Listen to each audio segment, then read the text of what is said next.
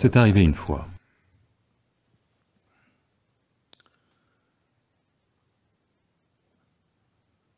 Gautama, le Bouddha, vous avez entendu parler? Tout le monde a entendu parler de Gautama?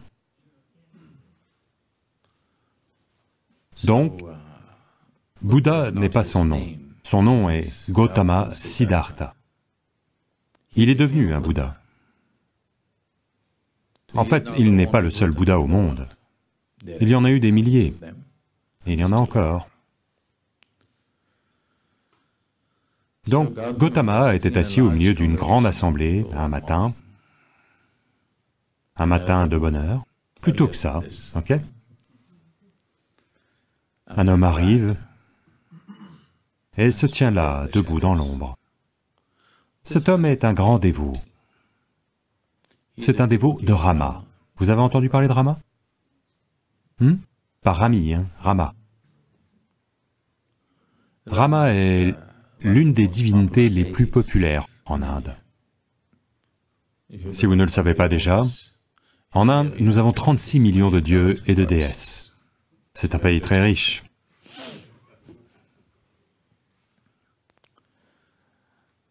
Donc, c'est un grand dévot de Rama. Les dévots en Inde, pas maintenant et pas tout le monde, mais ceux qui prennent ça au sérieux, ils ne vont prononcer aucun mot autre que le nom du Dieu auquel ils croient. Donc s'ils veulent que vous approchiez, ils vont dire Ram Ram. S'ils veulent que vous partiez, Ram Ram. S'ils veulent quelque chose, Ram Ram. Aucun autre mot que Ram. Les vêtements sont tous imprimés Ram Ram, ils prononcent seulement Ram Ram, ils vivent Ram Ram. Ils ont dévoué leur vie entière à Dieu. Vous êtes malin, vous n'êtes pas comme ça. Vous avez gardé Dieu comme une assurance, juste au cas où quelque chose se passe mal. J'ai aussi payé ma prime. Tout ce que vous avez besoin de faire, vous le faites vous-même. Vous avez gardé Dieu comme une assurance. Très malin. Mais cet homme a investi sa vie entière en Dieu. Total. Les années passent. Un petit doute est né. Y a-t-il des personnes ici qui ne croient pas en Dieu? Personne? Pas d'original, non? Un seul? Ok, comment vous appelez-vous? John. Seulement John? Personne d'autre?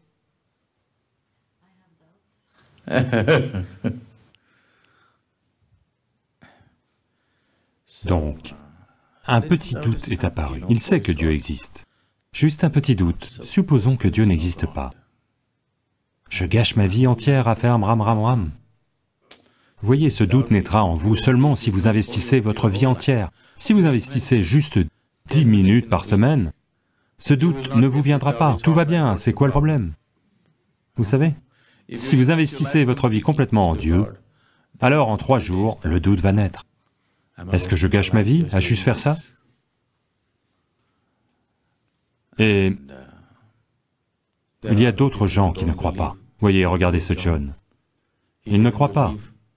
Pour lui aussi, le soleil se lève le matin. Pour lui aussi, les fleurs fleurissent. Pour lui aussi, la vie a lieu. On dirait qu'il s'amuse plus que moi.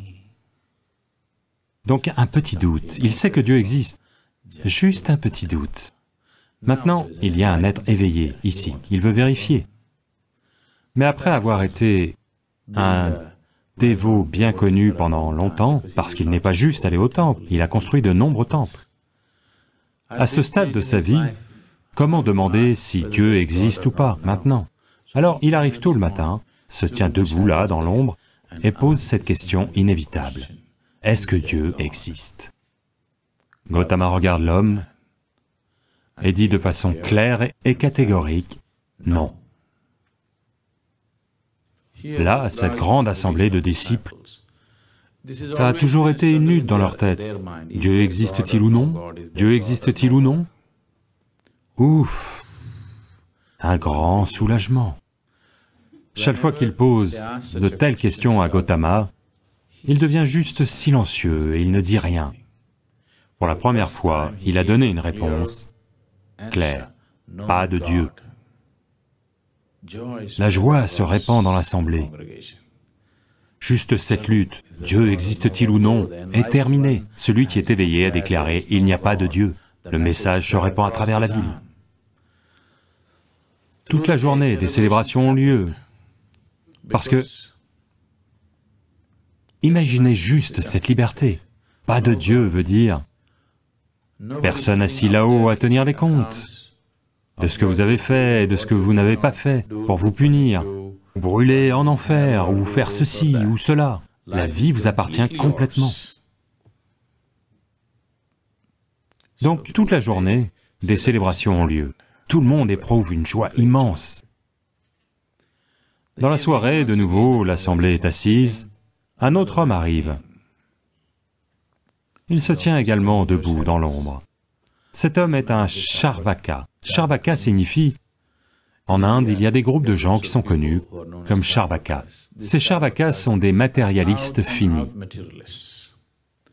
Ils ne croient en rien d'autre que ce qu'ils peuvent voir.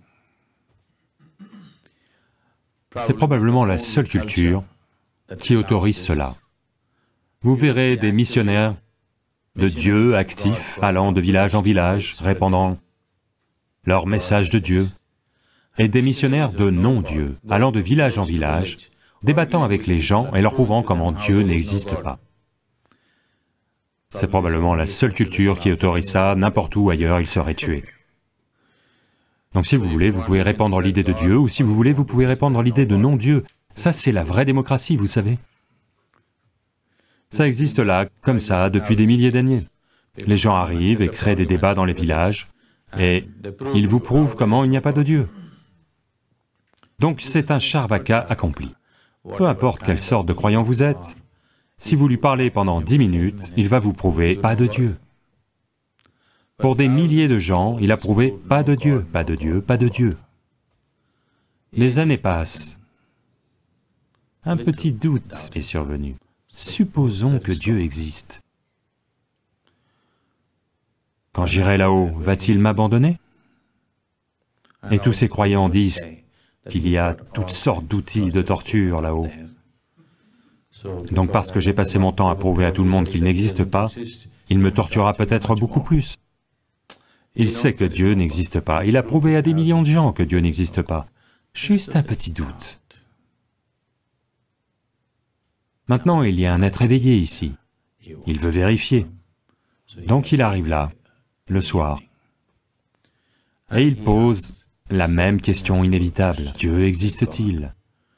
Gautama regarde l'homme et dit, oui. Une fois de plus, un tumulte démarre. Le matin, il a dit, pas de Dieu, ils étaient tous vraiment heureux. Le soir, il dit, Dieu existe. Donc, à quel jeu est-ce que Gautama essaye de jouer? Voyez, si vous croyez que Dieu existe, ou si vous croyez que Dieu n'existe pas, vous êtes dans le même bateau. Vous croyez quelque chose que vous ne savez pas.